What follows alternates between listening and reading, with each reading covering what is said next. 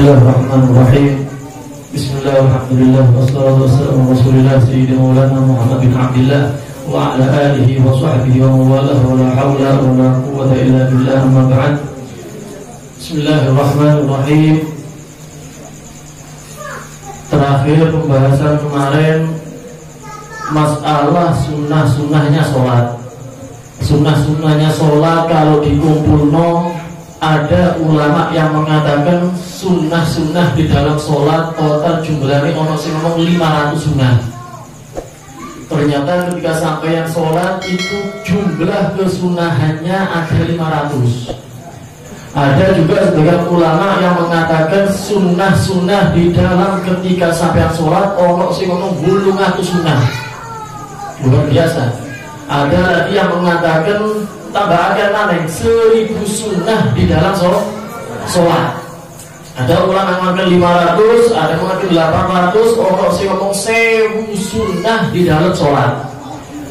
Cuma kemarin dibahas sunnah-sunnah di dalam sholat itu dibagi menjadi 3. Ketika orang sholat itu sunnah-sunnahnya itu dibagi menjadi 3. Ada sunnah saat durungi sholat. Jadi sebelum sholat ada orang itu sunnah-sunnah yang perlu dilakukan. Contoh kalau adzan, merapatkan shaf, baca ta'awud, baca surat An-Nas. Nah ini termasuk sunnah-sunnah yang sampeyan lakukan ketika belum sholat.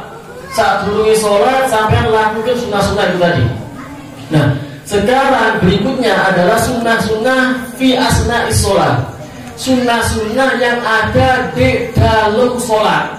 Kalau sunnah-sunnah sebelumnya sholat sudah dibahas kemarin. Sunnah-sunnah saat durungi sholat sudah dibahas kemarin. Sekarang kita bahas masalah sunnah-sunnah sing ono di tengah-tengah sholat. Apa saja sunnah-sunnah ketika kita tengah-tengah sholat? Berarti wis masuk sholat ini. Apa saja sunnah-sunnahnya di dalam sholat? Yang pertama sunnah-sunnahnya di dalam sholat raf'ul yadain. Ketika sampai takbiratul ihram itu sunnah hukumnya raf'ul yadain, mengangkat kedua tangan. Nah cuma ini harus dibahas. Kemarin minggunya ini harus mari dibahas ini. Mengangkat tangan ketika takbiratul ihram. Mengangkat tangan ketika takbir ini hukumnya sunnah. Sing wajib sampai itu melafazkan Allahu Akbar. Jadi kalau ada orang sholat ngomong Allahu Akbar, tidak ngangkat tangan, itu ojo disalahno. Kenapa? Yang wajib itu melafazkan Allahu Akbar. Masalah ngangkat tangan itu hukumnya sunnah. Dan kemarin juga harus dibahas sunnah ngangkat tangan di dalam sholat ada berapa tempat? Kabeh total sunnah mengangkat tangan ketika sholat jumlahnya ada 4. Pertama ketika takbiratul sunnah angkat tangan. Yang kedua ketika ruku, sunnah angkat tangan. Yang ketiga ketika iktidal, sunnah angkat tangan. Yang keempat ketika berdiri, ketika ngadeg daripada tasyahud awal. Coba anak kecil untuk rame biar rodo khusyuk majelisnya. Nah jadi mengangkat tangan ini hukumnya sunnah. Hukumnya sunnah. Kalau sampai takbir tidak ada ngangkat tangan, ya udah masalah. Nah, tapi ojo sampai ditinggalkan, ojo sampai gak dilakoni. Ketika saya takbiratul ihram angkat tangan ini. Nah, praktek angkat tangan bagaimana? Iki harus dibagi sama itu. Angkat tangan ngadepin ada kiblat, jarinya roto direnggangno, terus jempol iki lurus ambil daun kuping, terus ujung jari-jari iki ono didukuri kuping, pergelangan tangan lurus ambil bahu. Nah, ini harus dibahas semua. Yang jelas sampai yang sunnah mengangkat tangan pertama ketika takbiratul ihram. Yang kedua, sampai yang sunnah ketika sholat itu menggenggam tangan. Posisi takbir ketika sampai yang sholat itu tadi sunnah posisi tangan itu apa? Digenggam. Genggemnya ya apa? Tangan kanan genggam tangan sing kiwa. Sing digenggam di pergelangan. Jadi dia genggam. Posisinya di apakah di dodo, apakah di peteng, apa di sore peteng, aduh namanya. Nah, posisi tangan ketika sampai genggam itu tadi sedekep itu posisinya di misore dodo, di dukure weteng atau di atasi udel, atasi pusat. Misore dodo, dukure udel. Nah itu sunahnya. Jadi sampai genggam tangan kanan ini genggam tangan kiri. Cuma sunahnya juga lek genggam sampean ojo genggam kabeh tangan ini. Sunnah 2 jari dicul.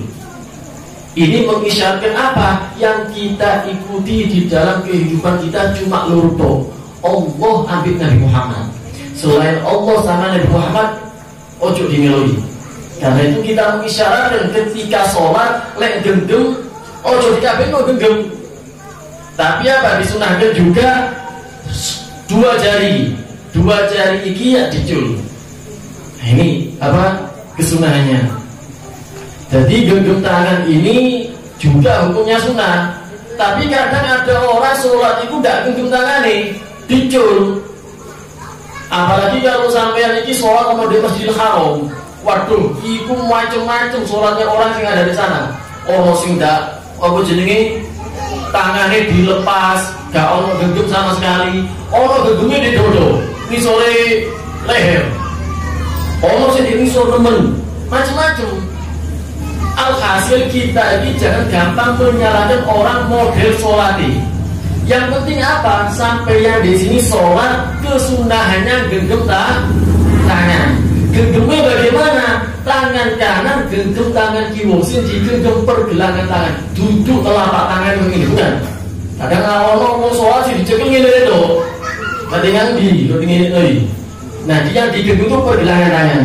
Dan juga sunnahnya dicul 2 jari tadi. Posisi tangan ono di misori dodo ada di dukurnya pusel, dukur udel. Nah itu kesunahannya. Terus yang berikutnya kesunahan di tengah-tengah sholat, an-nadhur ila mawdi'is sujud. Sampai yang ketika sholat, kalau tengah-tengah sholat itu sunnah hukumnya sampai itu posisi mata itu tadi fokus delok ke tempat sujudnya sampean. Kenapa? Kalau orang itu ketika sholat iso delok posisi sujud tidak iso berhasil, dia itu berhasil dan delok kanan kiri, itu adalah ciri-cirinya orang sholatnya khusyuk. Nah cuma kan kadang kita kan sekarang enggak, repot kalian delok posisi sujud ini repot. Kok jenenge delok posisi ngarep. Kadang malu delok kanan, kadang delok kiri, tolak-tolak. Kowe katanya berang. Nah ini hukumnya tolak-tolak dalam sholat ini hukumnya makruh. Hati-hati. Karena itu sunnah hukumnya sampean itu ketika sholat kalau bisa difokus loh. Fokus loh. Delok tempat sujudnya sampean. Allahu Akbar. Perhatikan loh. Fokus ke tempat sujudnya. Kalau sampai bisa mulai awal takbir sampai akhir salam, sampai iso delok posisi sujud tinggi, itu adalah ciri-ciri sholatnya sampean khusyuk. Lalu sholatnya khusyuk, ya wis akhir diterima, ya wis sampai pengeran. Nah, karena itu hati-hati, untuk sampai di remehkan yang seperti ini. Sunnah hukumnya ketika sampai sholat diusahakan, wis ayo diusahakan teman, wis yo carane sampean. Gak apa, gak ngereken ono sepeda motor lewat, gak ngereken ono sopo sing rame, gak ngereken apapun yang ono di kanan kiri. Fokus melihat tempat posisi sujudnya sampean supaya sholatnya khusyuk. Nah, ini juga ada pembahasan ketika sampean tasyahud. Ketika sampean tasyahud itu hukumnya sunnah sampean melihat iki lucu. Kapan? Ketika sampai baca la ilaha illallah. Ah, ditanya kan ono kan lafaz la ilaha illallah. At-tahiyyatu mubarakatuh sholawatu thayyibatu lillah. Assalamu alayka ayuhan nabi wa rahmatullahi wa barakatuh. Assalamu alayna wa ala ibadillahi as-sholihin. Asyhadu an la ilaha illallah. Yang asalnya sampai mulai sholat pertama delok posisi sujud, ketika la ilaha illallah disunahkan sampeyan melihat jari telunjuk. Kenapa? Karena ini mengibaratkan sampai mentauhidkan Allah Subhanahu wa ta'ala. Malah ada sebagian ulama, mereka itu ketika sholat Pas delok iki tadi ketika lafaz la ilaha illallah delok telunjuke atine krasa siji. Koyo ada getaran hati. Koyo moro ati iki ngrasa tenang, ngrasa adem, ngrasa tenang. Itu sebagian ulama ada seperti itu. Karena itu kita juga dianjurno ketika mulai awal sholat ojo lupa delok tempat posisi sujud. Kecuali ketika sampai tasyahud. Kalau tasyahud ketika lafaz la ilaha illallah sunnah hukumnya delok iki ketika sampai tasyahud kan, kalau tasyahud kan begini mengisyaratkan apa namanya jari telunjuk asyhadu an la ilaha illallah. Nah pas lafaz illallah ini sampai sunnah hukumnya langsung delok jari telunjuk tadi. Nah itu kesunahannya. Jadi mulai awal ketika sampai sholat Allahu Akbar takbir sunnah delok mana? Posisi sujud. Kecuali ketika tasyahud. Pas lafaz asyhadu an la ilaha illallah sunnah melihat mana? Telunjuk. Nah ini kesunahannya. Terus juga sunnah di dalam sholat, tengah-tengah sholat fathu basarihi wa adamu tahmidihi. Sampai yang melek, jangan biasakan sholat itu merem. Sunnah hukumnya sampai melek. Nah maka ini tadinya dibahas sunnah melihat tempat iki yang harus menunjukkan kalau sholat ojo merem. Sunnah hukumnya membuka mata melek. Ya, jadi ini hukumnya sunnah. Kapan? Ya mulai awal akhir. Mulai awal takbir sampai salam, iku pas rukuk, pas i'tidal, pas sujud, pas lungguh, pas tasyahud, iki mata hukumnya posisinya dalam keadaan melek tak terus sih. Mulai awal takbir sampai akhir salam. Kecuali kalau memang ada uzur. Misal sampai sholat iku orang di masjid atau di tempat lainnya, masjidnya orang di pinggir embok. Lalu ono wong wedok liwat, ya ojo diterusno ndeloke. Baru sampai merem. Ojo ngono sholat di masjid di pinggir embok pas ono wong wedok lewat. Bismillahirrahmanirrahim. Lah. Motone lak ngelirik wedok jangan. Kalau ada hal udzur, maka di situ sampai sunnah merem. Kecuali dalam udzur ya sunnah mulai awal takbir sampai akhir salam itu hukumnya sunnah melek, ojo merem, ojo ditutup motorin. Sunnah hukumnya melihat, cuma ojo dulu ngadindi, jangan lihat kemana-mana. Sunnah hukumnya melihat ke tempat sujud. Nah, cuma kan kita kan berarti sholat tidak kan. Sholat itu mesti waduh, saya jenenge moto ini ngadindi. Kadang delok ngaku sing dikarepe. Mending lesi kelambi partai kan. Waduh dideloki. Kadang ono mereke sarunge dideloki mereke. Kadang warnanya dideloki. Nah ini macam-macam. Jadi mata ini repot kadang jogo pemerintah tengah sholat. Karena itu sama di sini diperangi, diusahakan ojo sampai noleh ngadindi. Fokus ke tempat sujud. Maka ketika sholat, ketika sholat sunnah hukumnya ojo gawe kelambi lorek-lorek atau kelambi sing ono jenengi atau kelambi sing ono namanya tulisan-tulisan ini. Jangan. Kenapa? Khawatir orang yang sholat di belakangnya sampeyan tidak khusyuk. Delok Allahu Akbar. Waduh, persebaya. Baju hijau. Tidak khusyuk akhirnya. Dia itu melihat apa jenengi kelambi ini atau bajunya orang sing ono di ngarepe. Karena itu sampai ketika sholat ya itu sunnah sepolos. Bukan lambi putih atau lambi apapun, bukan surbanan. Pokoknya sepolos, sekiranya tidak mengganggu orang yang di belakangnya. Kadang sing sawi BHS, didele bui, digedek nomerke. Dele pinggir aslinya iso dilempit, ini ndak dipamerno di pinggir, gajah duduk, wadimor. Justru sunnahnya itu dilempit, ditekuk, ojo sampai keto yang seperti itu. Tulisan-tulisan, merek-merek, gambar celorak-celorak, jangan. Biasakan lek sholat itu gowo kelambi ya sing jelas warna putih, terus sing polosan. Nah, jadi kan ndak ada wong sholat pokok sembahyang, diambil sembahyang ini koyo kate yang lapangan. Pokok kelambi opo dadi. Padahal tidak hati-hati, ada kesunahan. Ojo sampai ketika sampai sholat ternyata mengganggu makmum yang di belakang. Akhirnya makmum sedih buri asalnya khusyuk, ketok baju hijau mana, tidak khusyuk akhirnya. Gara-gara sopo? Gara-gara sampeyan sholatnya kenapa tidak pakai sing transparan sing polosan ae. Akhirnya keganggu sholatnya yang lain. Nah berikutnya juga sunnah ketika sholat sampai mari takbir itu sunnah baca doa iftitah. Apakah doa iftitah? Apa ada cilai? Apa? Oh, sing gue ada apa?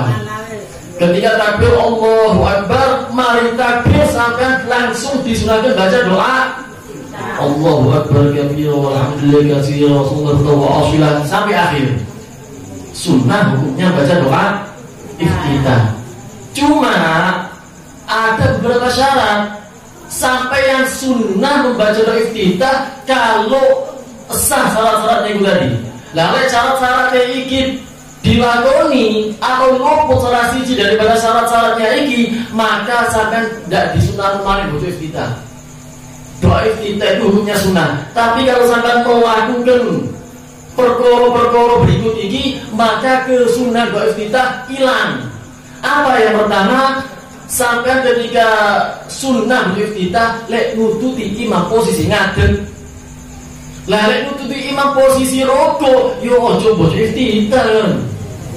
Oh jadi imam masmum Allahu Akbar, sing baca Allahu Akbar kabiro, yo salah sujud. Enggak nututi. Sunnah baca doa iftitah kapan? Kalau sampai nututi imam dalam keadaan posisi ngadeg. Terus sampeyan tidak memulai baca ta'awudz. Hati-hati. Kalau sampai pada Allahu Akbar, lah kok kebisan a'udzubillahi minasyaitonir rajim. Wis gugur ya. Tidak disunah kemarin itu iftitah. Kenapa? Karena sampai membaca ta'awudz. Jenenge iftitah itu apa sih? Pembukaan. Dari pembukaan yo langsung bocoren. Gak ada pembukaan, enggak ta'awudz enggak usah. Mari Allahu Akbar masuk Allahu Akbar kabira. Mari Allahu Akbar a'udzubillahi ya wis dak ono wis. Nggak usah, wis mari a'udzubillahi minasyaitonir rajim, nggak usah baca iftitah, gugur hilang misalnya kesunahan baca iftitah. Kenapa? Karena sampean memulai baca ta'awudz. Terus sampean nggak khawatir kehilangan bacaan surat Fatihah. Misal sampean ingin nututi imam, masih yo imam ini tadi ternyata pas sholat isya sampean nututi imam, wis baca surat. Sampai tampil Allahu Akbar. Sampeyan sunnah tetap baca doa iftitah. Tapi dengan catatan sampeyan tidak khawatir kehilangan surat Fatihah. Lalu sampai khawatir kehilangan surat Fatihah, ya berarti dari sunnah nomor iftitah. Lu kok iso bagaimana gambarannya? Misal sampeyan nututi imam pas surat bocoe kulul ahad. Kan sedilu. Sedilu tidak usah baca iftitah, langsung membaca Fatihah. Kenapa? Dari sampai bocor iftitah dhisik ndak nututi bocor Fatihah akhirnya. Tak melo, karena itu maka tidak disunahkan lagi. Kalau sampai khawatir wedi kehilangan bacaan Fatihah, maka sudah tidak disunahkan baca doa iftitah. Yang berikutnya sampeyan juga ketika baca iftitah sekiranya waktunya cukup. Maksudnya cukup bagaimana? Sampai ono umum sholat tengah-tengah akhir waktu. Iki sholat zuhur akhir waktu. Yang asalnya doa iftitah itu sunnah, gara-gara orang yang baca doa iftitah masuk asar ini. Nah kalau ada orang sholat baca doa iftitah, tapi ternyata waktunya mepet, katanya metu sama waktu sholat nih, maka ketika itu juga sampai tidak disunahkan baca doa iftitah. Jadi iftitah itu hukumnya sunnah. Kalau sampai sholatnya di akhir waktu, bahaya juisan. Iki kudu joko wajib itu, terus langsung Fatihah wis. Nggak usah iftitah. Kenapa? Kalau sampai tetap butuh iftitah, khawatir tengah-tengah sholat ternyata waktunya harus keluar, kepotong bocor doa iftitah. Karena itu hilang kesunahannya kalau sampeyan khawatir atau takut ketinggalan waktu waktunya sholat. Nah, itu kesunahan baca doa iftitah. Yang berikutnya sunnah juga hukum membaca ta'awud. Membaca a'udzubillahi minasyaitonir rajim wallahu a'lam bishawab. Mau dibahas masalah sholat atau yang lainnya? Cukup?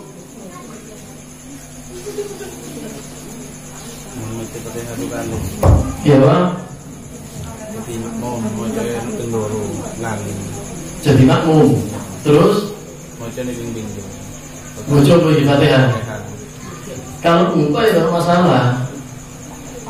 Kalau lupa tidak masalah. Tapi makmum itu memang tetap wajib hukumnya baca Fatihah. Cuma kalau makmum tidak nututi baca Fatihah, atau dia itu ono sing ketinggalan baca Fatihah, iku makmum itu Fatihahnya harus ditanggung imam misalnya. Sing jelas Fatihah makmum harus ditanggung imam. Cuma ya opo ada orang tengah-tengah sholat baca Fatihah lali, mbok mikir opo ae dilali akhirnya baca maneh. Ya tidak ada masalah. Kenapa? Karena orang lupa itu udah orang hukumnya memang. Ya. Tengah-tengah ilang untuk balik. Yang bisa diteruskan. Kalau mandek, kenapa? Sampai yang mesti yakin pertama tadi sudah baca. Nah, ke tengah-tengah lari terus manusia diteruskan. Posisinya si lari tidak masalah. Itu tidak apa-apa hukumnya. Ada lagi yang boleh bahas? Cukup. Wallahu a'lam bishawab.